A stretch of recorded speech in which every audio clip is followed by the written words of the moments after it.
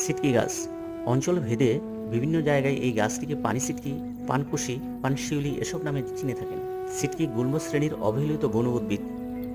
চিকিৎসা ক্ষেত্রে যেসব ঔষধি গাছ প্রাচীনকাল থেকে ব্যবহার হয়ে আসছে তার মধ্যে সিটকি অন্যতম।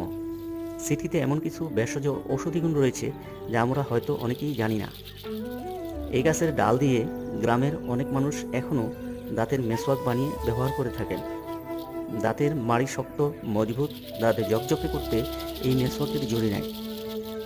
এই গাছের পাতার রস কর্পূর ও সরিষার তেলের সাথে মিশিয়ে অনেক দামি মালিশ তৈরি করা হয়, যা শরীরের বিভিন্ন জয়েন্টে ব্যথা উপশম করে। এই গাছের পাতা মাছের অনেক প্রিয় খাবার।